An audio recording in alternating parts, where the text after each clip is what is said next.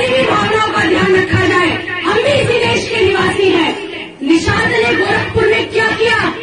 निषाद उसकी बेटी, नाबालिग बेटी के साथ बलात्कार करने के बाद वो बंदा सोशल मीडिया पर ससुर जी कहकर संबोधन कर रहा है। पुलिस और माया ने उसको क्यों नहीं चलाया? वो जिस तरीके से चिढ़ा रहा था और उसके बाद मारने की धमकी दे रहा था। ऐसे में आत्मरक्षा करने के लिए यदि निषाद के हाथ से गोली चली तो क्या वो अपराध है? क्या वो अपराध है? बताइए। हाथ खड़ा करके बोलिए क्या वो अपराध है? नहीं तो हाथ दोनों खड़े कीजिए ना, हाथ खड़े करके बोलिए नहीं। तो फिर ऐसे में हमारा आत्मरक्षा को बल देना, आतंकवादियों को खत्म करना, अत्याचारकारियों का विनाश करना, जिहादियों का विनाश करना, कहाँ से अपराध सिद्ध होता है? फैसला आपका है। मीडिया भाई आप भी इंसान हो, आप लोगों का भी फैसला है। और बस अंतिम विराम देती हूँ कि यदा यदा हि धर्मस्य ग्लानिर्भवति भारत अभ्युत्थानमधर्मस्य तदात्मानं सृजाम्यहम्। हर हर हर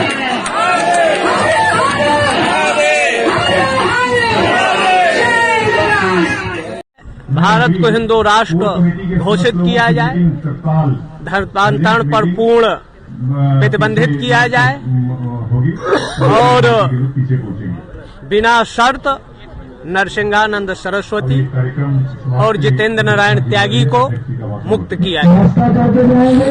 ये प्रमुख मांगे हैं। हाँ।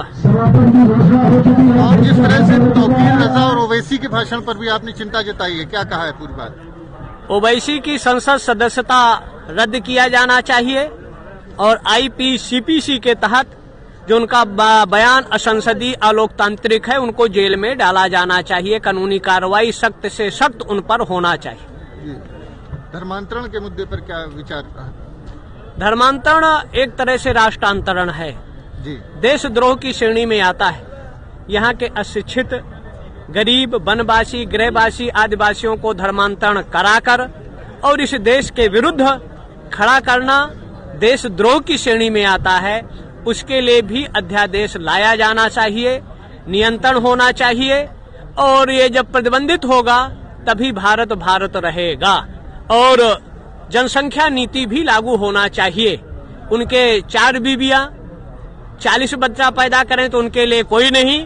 आर्टिकल 29 और 30 वो अपनी इस्लामी शिक्षा दे सकते हैं। हिंदू अपनी शिक्षा देने में प्रतिबंधित है तो आर्टिकल 29 और 30 मठ मंदिर अधिग्रहण एक्ट भी खत्म किया जाना चाहिए। मंदिरों को हिंदुओं के हवाले किया जाना चाहिए। सरकारी कब्जा मंदिरों से मुक्त होना चाहिए।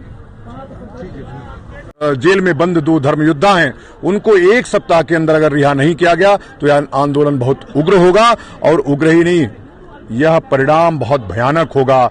हो सकता है कि भगत सिंह का जिस तरह से असेंबली कांड हुआ वह इन 2 योद्धाओं का जेल जाना उसमें परिणत न हो जाए।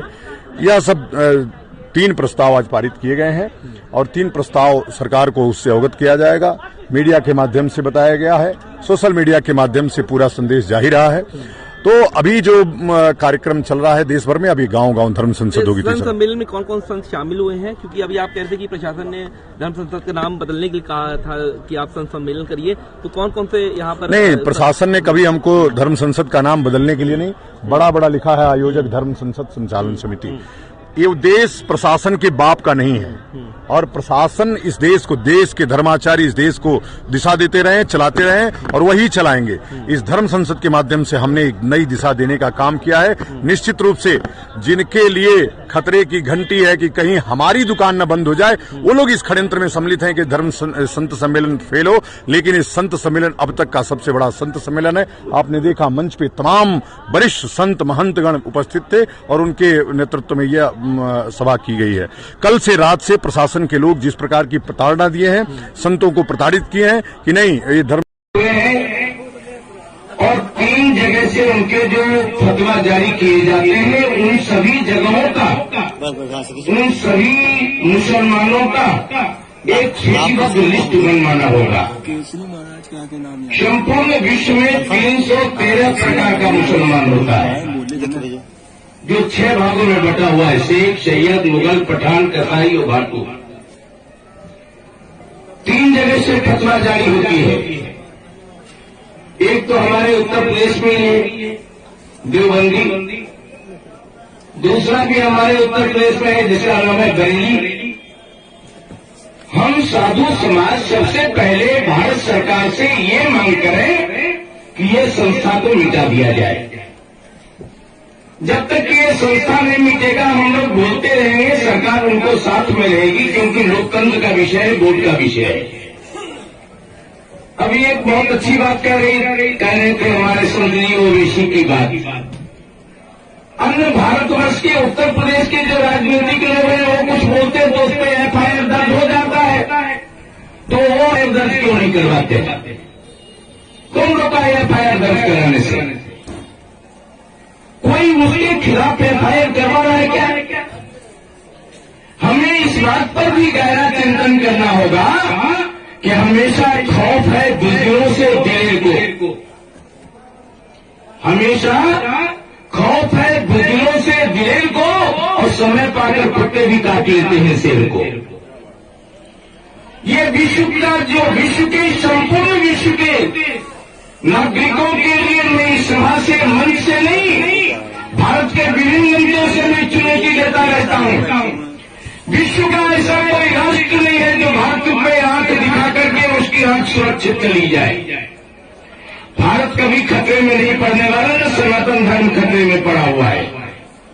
ये आप अपने दिमाग से निकाल दीजिए कि कोई भी देश हमारे ऊपर आएगा और हमको खा जाएगा, मगर हमारे बीच जो बैठे हुए लोग हैं उनको पहचानना होगा।